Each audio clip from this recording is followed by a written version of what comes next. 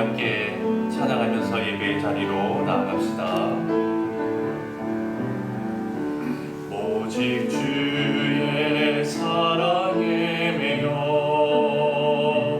내 영 기뻐 노래합니다.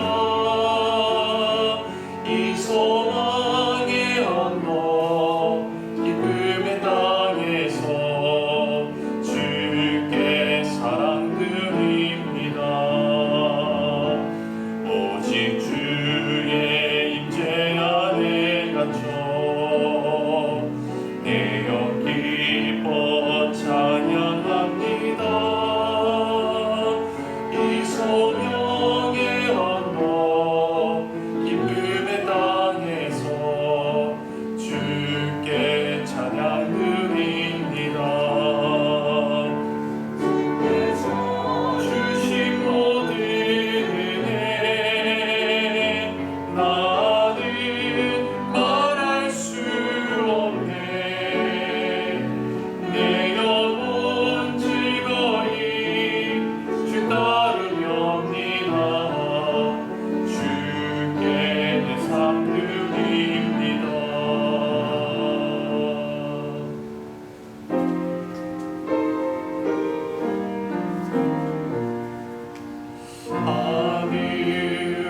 하늘에 계신 아버지 이름 거룩하사 주님 나라 임하시고 뜻이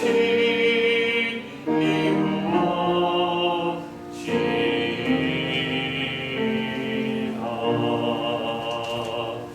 일용할 양식 주시고 우리들의 큰 죄 다 용서하옵시고 또 시험에 들게 마시고 악에서 구원하소서. 내게 주의 나라 주의 권세 주의 영광 영원히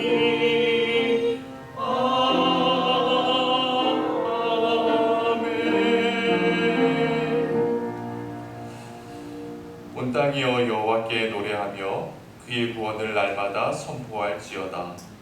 여호와는 위대하시니 극진히 찬양할 것이요 모든 신보다 경외할 것이며 만국의 모든 신은 헛것이나 여호와께서는 하늘을 지으셨도다. 좋으신 하나님, 하나님의 은혜 가운데 당신의 백성된 저희들이 노래하며 즐거운 소리를 바라며 춤을 추며 예배의 자리로 나아갑니다. 하나님이 기뻐하시도록 충만한 믿음 안에서 드리는 이 예배를 받아 주옵소서. 이 예배를 통해 낙심한 자들에게는 용기를 더하여 주시고 몸과 마음이 병든 자들에게는 강건함을 주시며 지치고 피곤한 자들에게는 평안과 안식을 허락하여 주옵소서. 예수님의 이름으로 기원하옵나이다. 아멘.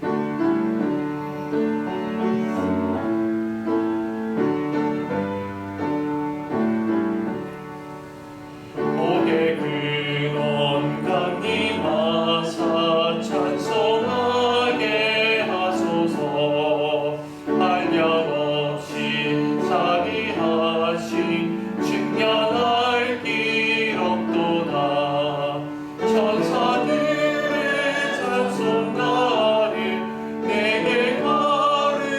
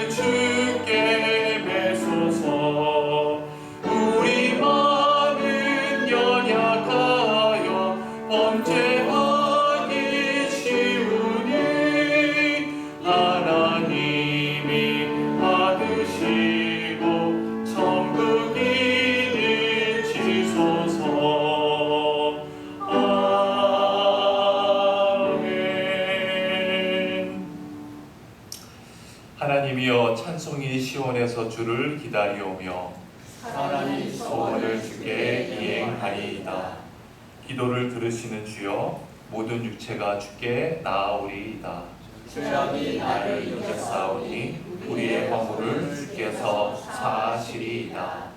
주께서 택하시고 가까이 오게 하사 그들의 살게 하신 사람은 복이 있나이다. 우리가 주의 집 곧 주의 성전의 아름다움으로 만족하리이다.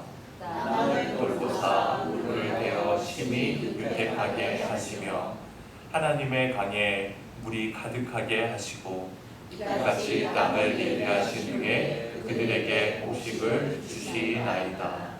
초장은 양떼로 옷 입었고 골짜기는 곡식으로 덮였음에 그들이 다 즐거이 외치고 또 노래하나이다. 아멘. 나는 전능하신 아버지 하나님 천지의 창조주를 믿습니다. 나는 그의 유일하신 아들 우리 주 예수 그리스도를 믿습니다. 그는 성령으로 잉태되어 동정녀 마리아에게서 나시고 본디오 빌라도에게 고난을 받아 십자가에 못 박혀 죽으시고 장사된 지 사흘 만에 죽은 자 가운데서 다시 살아나셨으며 하늘에 오르시어 전능하신 아버지 하나님 우편에 앉아 계시다가 거기로부터 살아있는 자와 죽은 자를 심판하러 오십니다. 나는 성령을 믿으며 거룩한 공교회와 성도의 교제와 죄를 용서받는 것과 몸의 부활과 영생을 믿습니다. 아멘.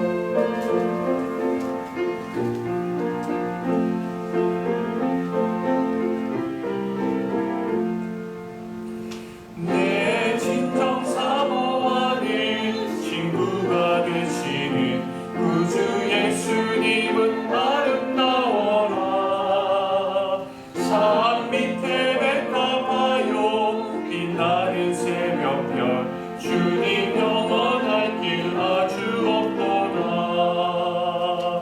내 마음이 아플 적에 그 밀어내시며 나 외로울 때 좋은 친구라. 주는 저 산 밑에 백합 빛나는 새벽별 이 땅 위에 이길 것이 없도다.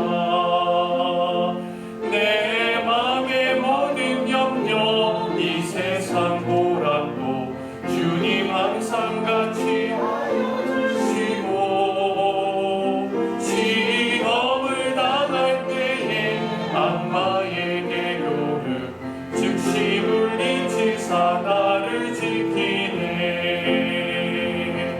온 세상 날 버려도 주 예수 안 버려 끝까지 나를 돌아오시니.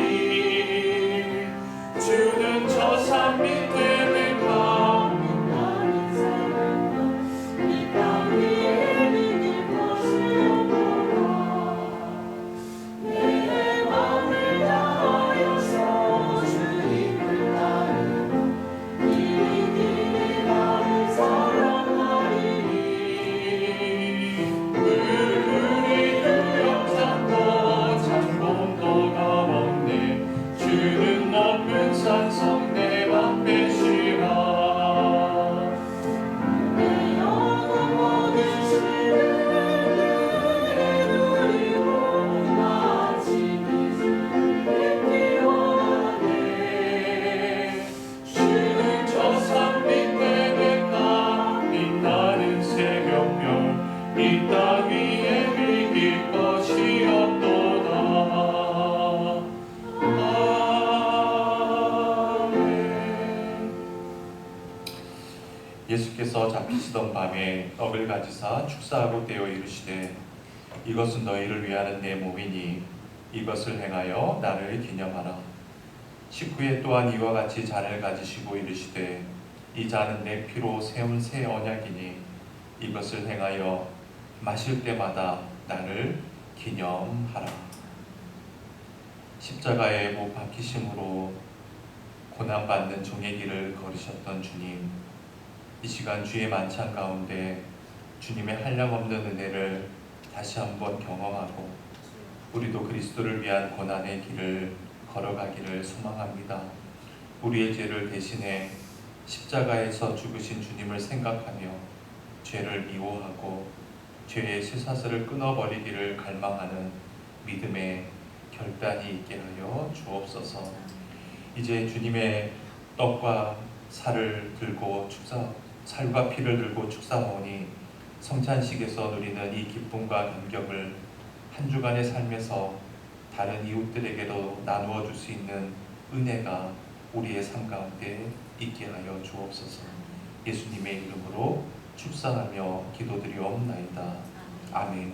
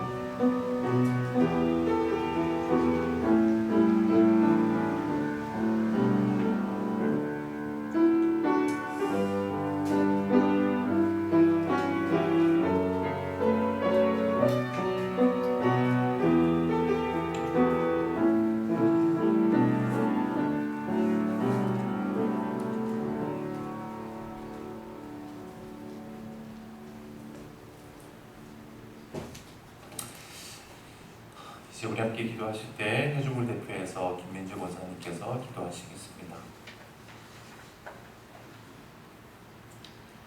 우리들의 주인이 되시는 아도나이 하나님 감사합니다. 거룩하신 주일 예배의 자리로 말씀을 듣는 자리로 아름다운 여정에 들어오게 하심을 감사드립니다.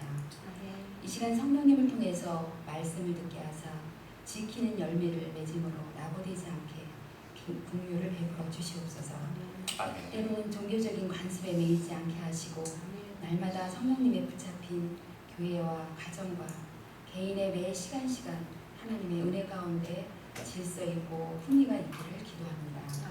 사랑의 하나님, 저희들의 상한 마음과 질병과 어려움, 고난이라고 생각하는 긴장된 환경이 올 때 고난이 오면 놀라지 말라. 세상에서는 너희는 환난을 당하나 담대하라. 내가 세상을 이기었노라고 주님의 말씀을 주셨습니다. 저희들에게는 생명이요 힘이요 구원받은 자의 치료제임을 감사드립니다. 오늘도 말씀을 전하시는 두 분 목사님 영육간에 강건케 하심과 하나님 주시는 은혜가 넘치는 복이 임하시는 줄 믿습니다. 아멘. 구하게 하시고 또한 두드리게 하시며 찾게 하신 그 이름 예수님의 이름으로 기도드립니다. 아멘.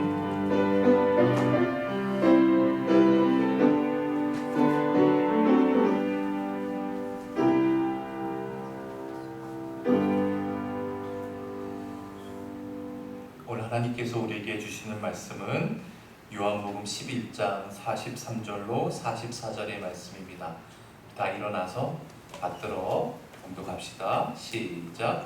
이 말씀을 하시고 큰 소리로 나사로야 나오라 부르시니 죽은 자가 수족을 배로 동인 채로 나오는데 그 얼굴은 수건에 쌓였더라. 예수께서 이르시되 풀어놓아 다니게 하라 하시니라. 이는 하나님의 말씀입니다.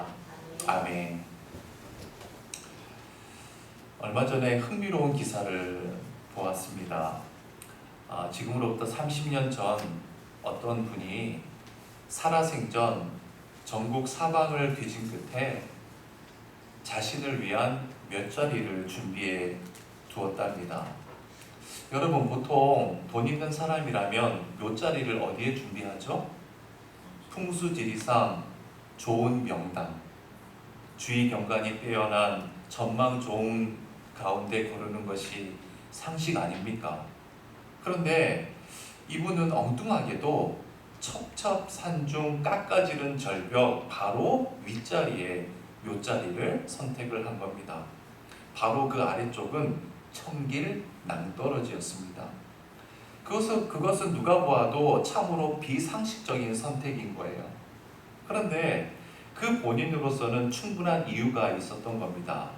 30년 전 당시에 전국 도처에서 개발 붐이 일어나면서 많은 사람들이 선산이나 조상의 묘자리를 고가에 팔아넘기는 모습을 봤기 때문입니다. 그래서 이분은 자신이 죽은 뒤에 자신의 후손이 묘자리를 팔아넘길 것을 염려한 나머지 아무리 세월이 흘러도 절대로 개발될 수 없는 곳, 자식들이 아무리 팔려고 해도 팔리지 않을 곳을 찾아 헤매다가 마침내 그 절벽 위를 묘자리로 선택을 한 겁니다. 결국 본인 뜻대로 그곳에 장사를 지내고 매장이 되었습니다. 그리고 해마다 명절이나 기일을 맞아서 아버지의 묘소를 찾는 그의 자식들은 묘 앞에서 생명을 걸고 제사를 지낸다고 합니다. 왜요? 자칫 실수해서 발을 헛디뎠다가는 영락없이 청길 낭떠러지 밑으로 떨어질 수 있기 때문이죠. 여러분, 한 인간이 죽은 뒤에 고장 무덤 속에 갇혀서 자신의 묘자리가 팔리지는 않을까 걱정이나 하고 1년에 겨우 몇 번 자식들이 제사 때 바치는 음식이나 고대하면서 1년 내내 줄이고 있어야 하는 존재라면 도대체 그러한 인생보다 더 허망한 것이 어디 있겠습니까? 몇 년 전에 상을 당한 지인을 위로하기 위해서 서울에 있는 모 병원 장례식장을 찾았을 때의 일입니다. 예배를 드린 후에 잠시 휴게실 의자에 앉아 있는데 마침 옆자리에서 다른 빈소를 찾아온 타 교회 교인들이 이야기를 나누고 있는 겁니다. 대화 도중에 장로님으로 호칭되는 연세가 지긋해 보이는 분이 이렇게 이야기를 하는 거예요. 이 병원 장례식장과 영안실은 정말 잘 돼 있는 것 같아. 나도 죽으면 이리로 와야겠어. 제가 명지대에서 캠퍼스 사역을 할 때인데 모 교수님의 모친이 세상을 떠나서 제가 장지까지 따라간 적이 있습니다. 그 장지가 어디냐면 경기도 여주에 있는 카톨릭 묘지였습니다. 돌아가신 모친께서 살아생전 카톨릭 교인이었기 때문에 그 묘지에 묻히게 된 거죠. 높은 산 위에 자리 잡은 그 묘지의 경관은 참으로 수려했습니다. 한마디로 기가 막힌 명당이었습니다. 그때 이제 장지까지 따라온 중에 한 분이 이렇게 이야기를 하는 겁니다. 야, 기가 막힌 전망이야. 우리도 죽으면 이곳으로 와야 해. 그러자 또 한 사람이 그 말을 되받았습니다. 그렇지 않아도 나이 든 분들 가운데 죽어서 이곳으로 오기 위해 뒤늦게 카톨릭으로 개종해서 성당에 다니는 사람들이 많다고 해.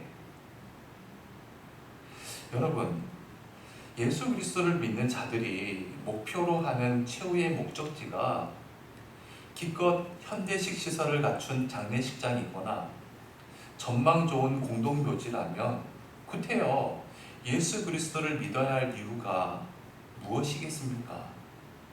그것이야말로 믿지 않는 자들의 목적지와 다를 바가 대체 무엇이겠습니까? 고대 이집트들의 왕들이 가장 심혈을 기울인 대공사가 바로 피라미드 건축이었습니다. 여러분, 피라미드 다 아시잖아요. 여러분, 피라미드가 뭐예요? 왕의 무덤이죠. 왕 자신이 죽으면 들어가야 될 무덤입니다. 참고로 지금까지 발견된 피라미드만 해도 138개라고 해요. 굉장히 많죠. 그 중에서 제일 큰 피라미드가 이 화면에 보이는 이 피라미드인데 한 변의 길이가 230m입니다. 높이는 146m에 다다릅니다. 이 피라미드를 건설하기 위해서 평균 2.5톤의 돌이 무려 230만 개나 동원되었다고 해요. 건축 기간도 장장 20년의 세월이 소요되었다고 합니다. 세상을 떠난 왕의 시체는 이 피라미드 속에 미로와도 같은 통로를 거쳐서 특별히 마련된 왕의 묘실에 안장이 되었다고 해요. 그리고 그 묘실의 입구에 이런 경고문을 써 붙였는데 누구든지 이곳에 들어오는 자는 죽음의 저주를 받으리라. 여러분 어때요? 누가 보아도 이것이야말로 영원한 안식처인 것 같아 보입니다.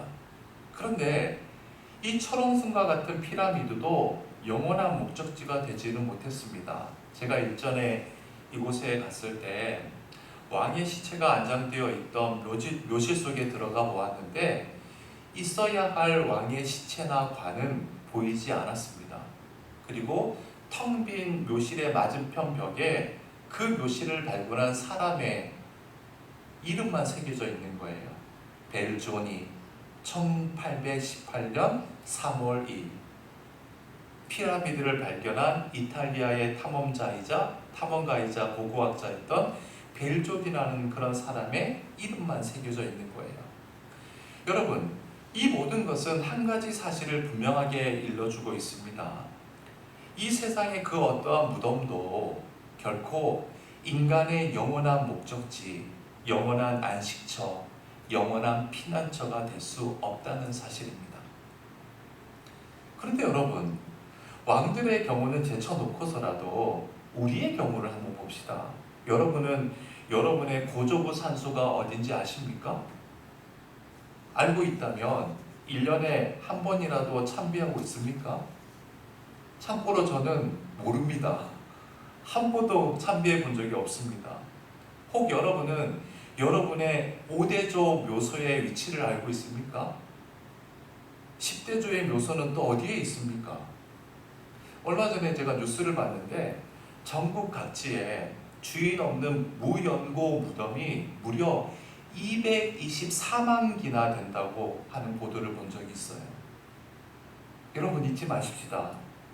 아무리 정성껏 아름답게 무덤을 꾸며도 불과 몇십 년 후에는 자식에게조차 잊혀지고 만다는 사실입니다. 옛날 이스라엘에서는 사람이 죽으면 가난한 사람들은 땅을 판 뒤에 시체를 간단하게 매장을 했다고 해요. 또한 예루살렘 밖에는 기드론 골짜기라는 곳이 있는데 거기에 커다란 공동묘지가 있어요.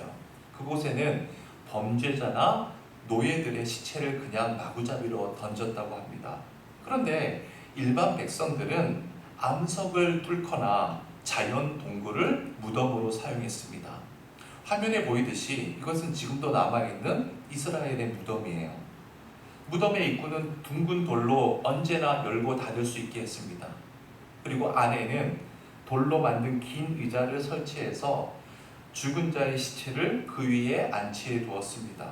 따라서 유족들은 원하기만 하면 언제나 무덤의 돌문을 열고 들어가서 시체를 볼 수 있는 겁니다.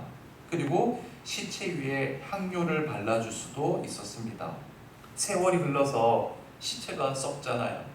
그러면 그 남은 뼈를 가족들이 수습해서 작은 유골함에 넣은 뒤에 그 유골함을 무덤 한쪽 구석에 보관을 하는 거예요. 이런 식으로 돌 무덤은 집안에 속한 가족 전체의 무덤이 되는 겁니다. 경우에 따라서는 두세 사람을 동시에 장사 지내는 경우도 있었다고 합니다.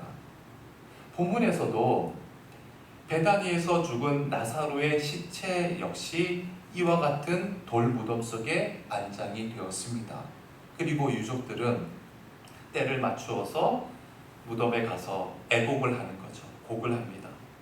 그 무덤이 곧 나사로라고 하는 한 인생의 끝이자 종착역이라고 여겨졌기 때문입니다. 바로 그 무덤 앞에 지금 예수 그리스도께서 서 계시는 거예요. 그리고 주위에 있는 사람들을 향해서 무덤의 입구를 막고 있는 돌을 옮겨 놓으라고 명령하셨습니다. 이윽고 무덤이 열렸을 때 주님께서 그 무덤을 향해서 큰 소리로 외치셨습니다. 나사로야 나오라. 나사로야 나오라. 그와 동시에 일어난 일을 본문이 이렇게 증언하고 있습니다. 44절입니다. 함께 읽어볼까요? 시작.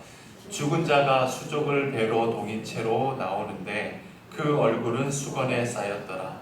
예수께서 이르시되 풀어놓아 다니게 하라 하시니라. 나사로야 나오라. 주님께서 큰 소리로 명령하시는 그 순간 죽었던 나사로가 벌떡 일어난 겁니다. 그리고 무덤으로부터 수의를 입은 채 자기 발로 걸어 나왔습니다. 그때 주님께서는 사람들에게 나사로를 풀어 놓아 다니게 하라고 명령하셨어요. 여러분, 나사로의 누이인 마르다와 마리아를 비롯해서 나사로를 알고 있는 모든 사람들은 나사로의 죽음은 나사로의 끝장이라고 생각했습니다. 그래서 화면에 보이는 것처럼 나사로의 시체에 머리 끝에서부터 발끝까지 수의를 입히고 그를 죽음 속에 꽁꽁 묶어 두었던 겁니다. 그리고 그 시체를 무덤 속에 눕힌 채 무덤의 돌문도 굳게 닫아버렸습니다. 죽은 자가 돌아갈 최후의 종착역은 무덤이라고 여겼기 때문입니다. 그런데 주님께서 그 돌문을 열어 젖히셨어요. 그 무덤 속에 누워있던 나사로를 무덤 밖으로 불러내시는 겁니다. 나사로를 죽음 속에 꽁꽁 묶어두었던 모든 수의를 풀어놓아서 다니게 했습니다. 여러분, 왜 주님께서 이렇게 하시는 걸까요? 주님을 믿는 자에게는 결코 무덤이 모든 것의 끝이거나 최후의 목적지가 될 수 없기 때문이었습니다. 부활이요 생명이신 주님을 믿는 자에게는 무덤이 더 이상 필요 없기 때문이죠.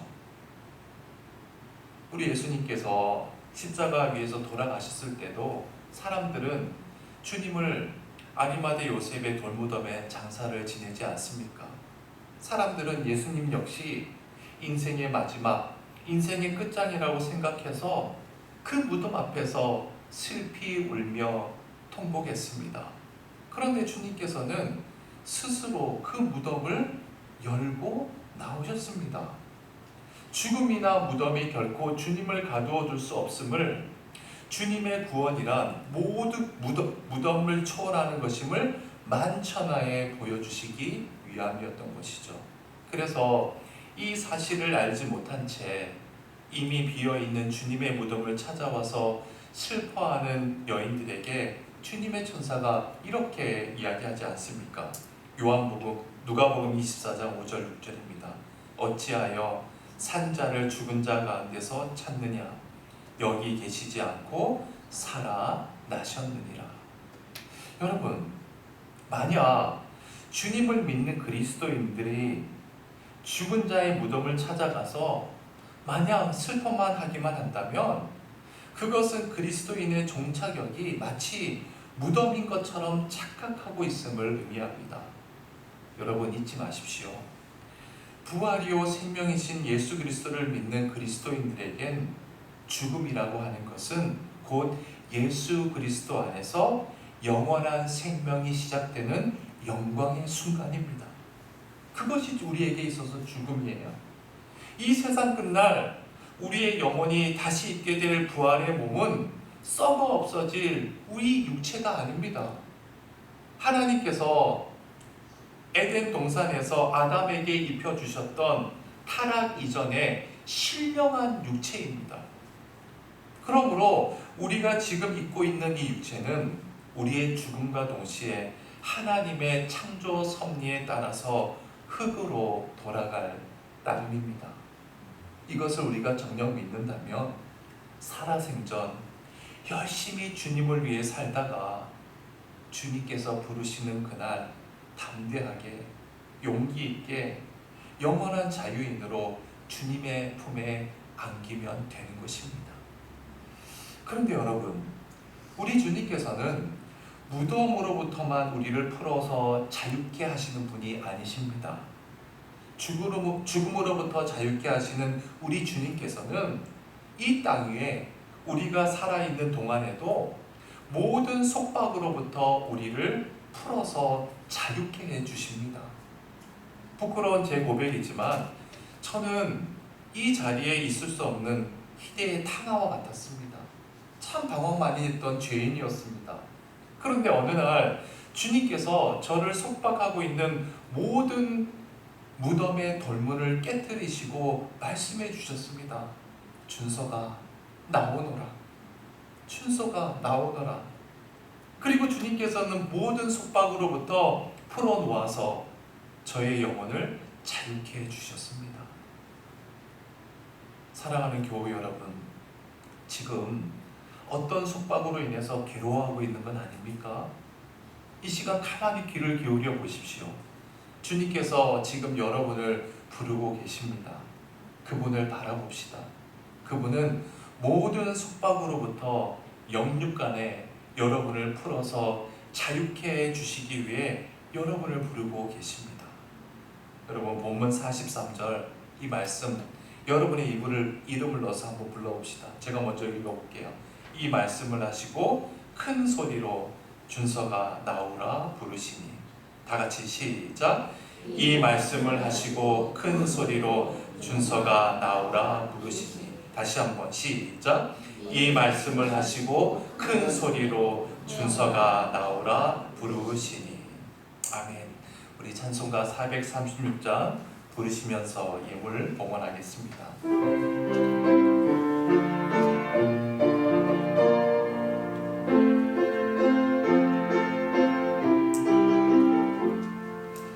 나 이제 주님의 새 생명 얻음모 옛것은 지나고 새 사람이로다.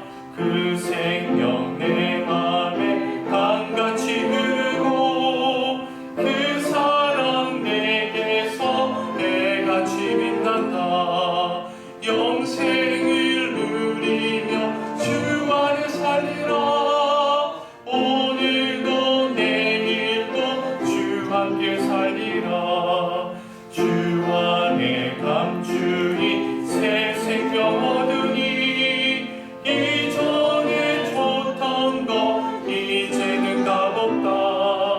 하늘의 은혜와 평화를 맛보니 찬송과 기도로 주 함께 살리라. 영생을 누리며 오늘도 내일도 주 함께 살리라. 산천도 초목도 새 것이 되었고 죄인도 원수도 친구로 변한다. 새 생명 얻은 자 영생을 누리니 주님을 모시면 새 하늘이로다. 영생을 누리며 주 안에 살리라. 오늘도 내일도 주 함께 살리라. 주 따라가는 길 험하고 멀어도 찬송을 부르며 뒤따라가리라. 나 주를 모시고 영원히 살리라. 날마다 섬기며 주 함께 살리라. 영생을 누리며 주 안에 살리라. 오늘도 내일도 주 안에 살리라. 부활이요 생명 되신 주님, 우리의 죽음 이유가 살아있는 자들에게 짐이나 부담 그리고 걸림돌이 되지 말게 하여 주옵소서. 죽음과 무덤으로부터 우리를 자유케 하신 주님 안에 거함으로 우리의 삶 자체가 부활이요 영원하신 주님의 증인이 되도록 은총을 더하여 주옵소서. 또한 무덤과 죽음으로부터 우리를 자유케 하시는 주님께서는 우리가 이 땅에 살아있는 동안에도 모든 속박으로부터 우리를 영육간에 자유케 하는 참된 해방자 되심을 잊지 않게 도와주옵소서. 이제 한량없는 하나님의 은혜에 감사해서 우리에게 맡겨주신 물질의 일부를 믿음으로 드립니다. 각종 명목으로 드리는 이 물질이 하나님께 드리는 향기로운 예물이 되어서 주님의 일을 하는데 아름답게 사용되게 하시고, 물질을 드리는 교우들의 직장과 사업과 모든 범사 위에 함께하여 주시사 무더운 하루를 보내면서 경제적으로나 심적으로나 어려움과 고통이 없도록 순간순간 위로하여 주시고 힘 주시옵소서. 이제는 예수 그리스도의 은혜와 하나님의 사랑하심과 성령의 교통하심이 죽음과 무덤 모든 속박으로부터 영육간의 자유함을 얻은 참 자유인으로 살아갈 것을 다짐하는 주님의 권속들 머리머리 위에 이제로부터 영원까지 함께 하시길 간절히 축원하옵나이다. 아멘.